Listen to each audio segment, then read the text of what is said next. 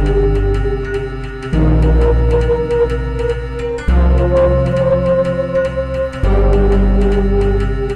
semua, Assalamualaikum warahmatullahi wabarakatuh. Di sini Satrio Komsin dan akan selalu di Saci TV. Di video kali ini saya akan membahas tentang sebuah kasus menghilangnya seorang gadis bernama Lauren Spierer pada waktu itu di tahun 2011, usianya saat itu masih 20 tahun. Terus seperti apa kejadiannya? Kita langsung masuk aja ke kasusnya.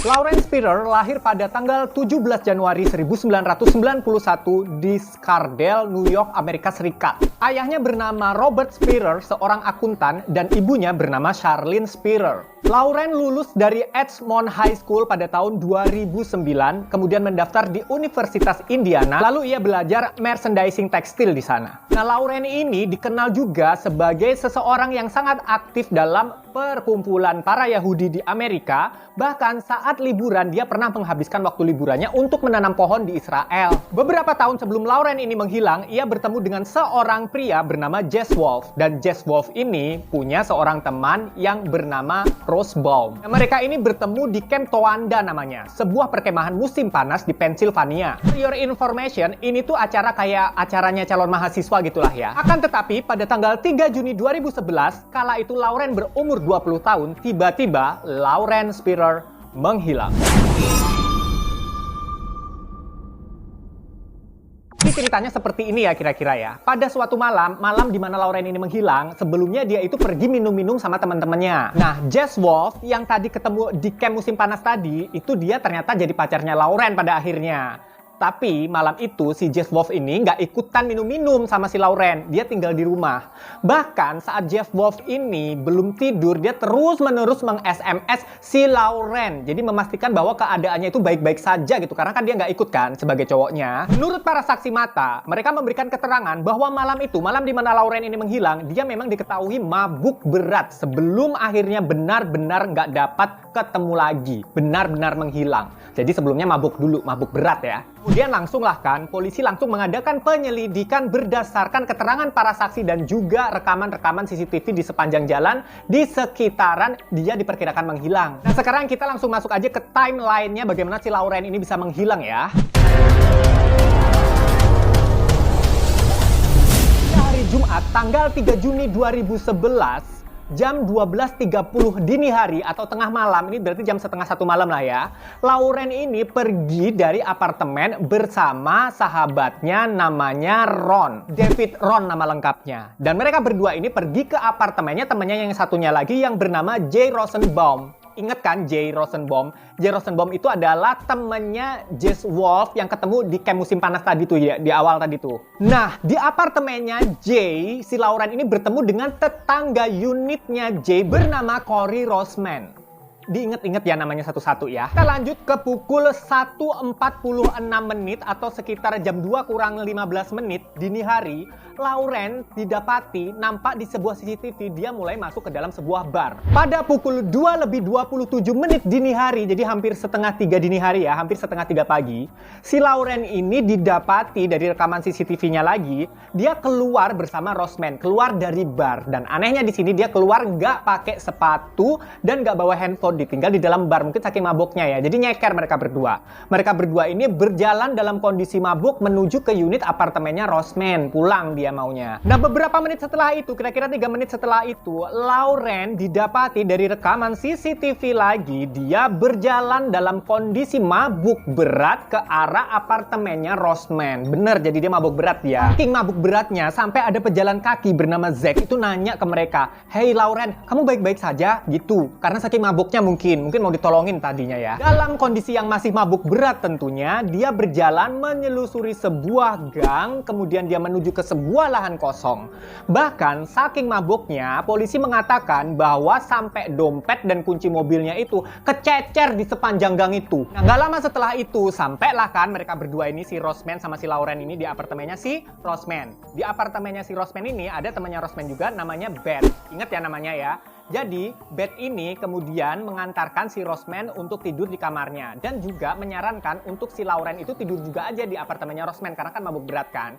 Tapi si Lauren menolak katanya. Lauren ini mau pulang ke apartemennya sendiri. Kemudian next kita ke jam 3:30 atau setengah 4 pagi. Si Beth ini telepon ke Rosbaum. Bilang dia, ini urusin dong nih si Lauren mabuk berat dia. Aku suruh nginep di tempat Roseman. Dia nggak mau, dia maunya pulang. Kamu urusin ya, kamu jagain ya gitu. Nah, akhirnya si Rosbaum bilang, ya udah anterin lah ke sini ke unit aku. Mereka ini satu apartemen ceritanya, tapi nggak satu unit gitu kan ya.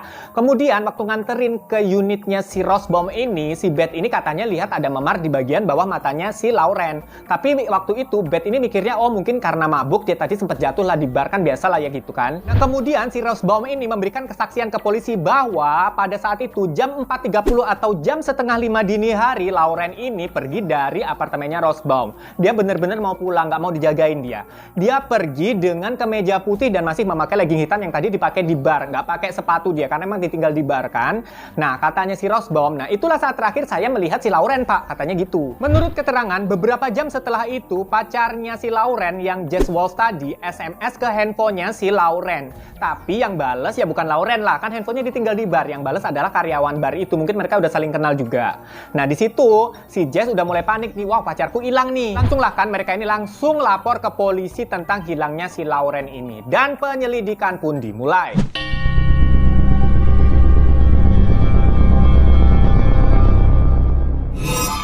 Bulan Agustus 2011, polisi mengadakan penyisiran di tempat sampah pembuangan akhir. Jadi tempat sampah yang gede banget itu loh di pembuangan akhir, untuk mendapatkan petunjuk-petunjuk yang mungkin saja bisa didapatkan mengenai hilangnya si Lauren ini. Susah nyarinya ternyata, nggak ada yang tahu Lauren ini di mana. Bahkan yang ikut mencari itu nggak cuman kepolisian kota Bloomington, tetapi juga Departemen Kepolisian Universitas Indiana sampai ke FBI juga ikutan nyari si Lauren ini. Tapi nggak ketemu-ketemu juga. Bulan demi bulan sampai ganti tahun, tahun demi tahun nggak ketemu juga si Lauren ini. Hingga pada akhirnya polisi menyatakan bahwa kemungkinan di bulan April 2015 ya, ini pernyataannya dikeluarkan polisi ya.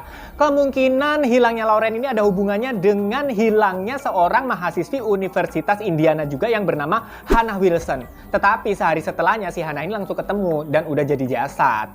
Kemungkinan si Lauren ini juga udah jadi jasad juga gitulah ya pokoknya polisi ngiranya ya. Tapi ternyata dugaan polisi ini salah. Pada tanggal 28 Januari 2016, FBI dan Departemen Polisi menyelidiki sebuah properti yang berjarak 32 km dari pusat kota Bloomington. Loh kenapa Mas kok tiba-tiba ke sana diselidikinya? Ya atas dasar sebuah petunjuk lah. Kan banyak sekali petunjuk-petunjuk yang didapatkan polisi yang memang sengaja dicari. Karena kan susah banget si Lauren ini ditemuin udah bertahun-tahun. Ternyata properti tersebut adalah milik Justin Werger, seorang pria yang tinggal bersama ayah dan ibu tirinya. Orang-orang curiga sama si Justin ini karena si Justin ini seringkali diketahui bersama dengan wanita-wanita yang baru-baru berganti-ganti gitu. Makanya jangan-jangan si Justin nih, makanya dia kesana nih polisi nih. Penyelidikan dilakukan dengan anjing pelacak, tetapi tidak menemukan apapun juga. Karena kasus ini sudah terlalu berlarut-larut sampai berganti tahun, sampai bertahun-tahun, akhirnya muncullah teori-teori tentang hilangnya si Lauren Spirer ini. Apa saja kira-kira teorinya? Teori pertama datang dari keluarga Lauren. Pihak ayah Lauren mencurigai bahwa putri mereka meninggal karena dibius. Dan mencurigai atau berprasangka bahwa ada seseorang di dalam bar itu yang memasukkan obat jenis tertentu ke dalam minumannya si Lauren. Sampai si Lauren itu mabuk berat. Ayahnya mencurigai Jess Walsh. Karena menurut ayahnya sebenarnya Jess Walsh ini bersama Lauren di malam kejadian. Tapi kan enggak kan, tadi kan SMS mulu kan. Ayahnya juga curiga bahwa sebenarnya si Wolf ini mengetahui lebih banyak hal daripada apa yang telah dia katakan ke polisi. Kecurigaan ini semakin menguat setelah didapati fakta bahwa Wolf ternyata sudah bersiap menyewa seorang pengacara dan menolak tes poligraf dari kepolisian. Tes kebohongan itu ditolak sama dia. Teori yang kedua adalah overdosis. Di sini teori ini datang dari ibunya si Wolf yang dituduh sama keluarganya Lauren. Karena beberapa tahun sebelumnya saat mereka itu bertemu dengan si Wolf, maksudnya Lauren ini bertemu dengan Wolf di camp musim panas tadi loh yang pertama tadi. Ternyata si Lauren ini katanya ibunya si Wolf, Lauren itu diusir Pak karena dia kedapatan memakai obat di sini, ngerti ya kalian ya. Kemudian pada tanggal 2 September 2010 itu tepatnya kurang lebihnya 9 bulan sebelum Lauren ini menghilang, Lauren ini sempat ditangkap polisi juga karena kedapatan mabuk di tempat umum. Dan konon katanya Lauren ini saat ditangkap tuh juga pakai obat juga. Jadi emang bandel juga si Lauren ini ya. Nah, teori ini diperkuat dengan fakta bahwa setelah Lauren ini menghilang dan polisi memeriksa kamarnya Lauren, polisi pun menemukan bubuk terlarang di kamarnya si Lauren ini, bubuk terlarang. Diperkuat lagi dengan kesaksiannya Rosbaum yang bilang ke polisi bahwa Pak, malam itu si Lauren selain minum alkohol, selain mabuk alkohol, dia juga ngisep serbuk Pak. Atas kesaksian ini, maka polisi berkesimpulan bahwa siapapun yang bersama Lauren malam itu sengaja memang menyembunyikan jasadnya si Lauren ini karena takut kesandung pidana juga. Karena malam itu kan si Lauren kan katanya pakai serbuk, pakai obat gitu kan. Nah, kalau waktu ntar diotopsi kenapa meninggalnya? Oh, ini pakai obat nih. Oh, ini pakai serbuk nih.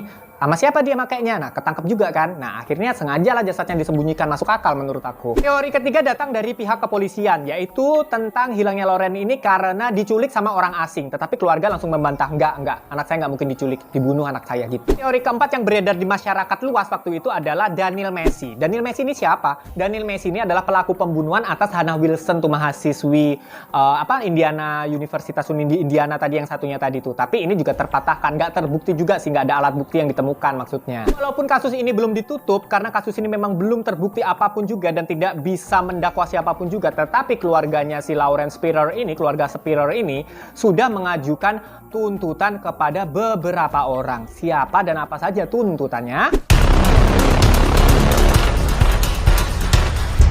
Keluarga Spirer, terutama ayah dan ibunya Spirer, itu menuduh bahwa Rosbaum, kemudian Wolf, dan Beth itu harus dihukum Pak, harus ditangkap mereka. Karena mereka ada sama Lauren malam itu. Dan mereka itu lalai, jadi atas dasar kelalaian. Jadi maksudnya keluarganya Lauren di sini adalah kok kalian mau sih ngasih anak gue itu alkohol, dan abis itu kalian nggak jagain gitu loh. Jadi nggak terima keluarganya. Tapi ya bukannya dia mabuk-mabuk sendiri ya. Tetapi pada tahun 2013, Hakim Federal bernama Mr.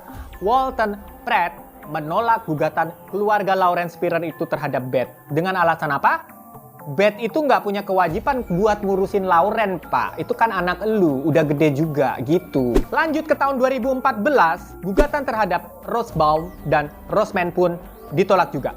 Apa alasannya? Alasannya ya hakim mengatakan bahwa ya ini udah resiko aja, alasannya udah mau pakai bubuk terlarang dan mabuk-mabukan anakmu gitu loh. Sampai akhirnya pada tahun 2015 keluarga Lauren mengajukan banding ke pengadilan yang lebih tinggi. Tapi sekali lagi ditolak juga.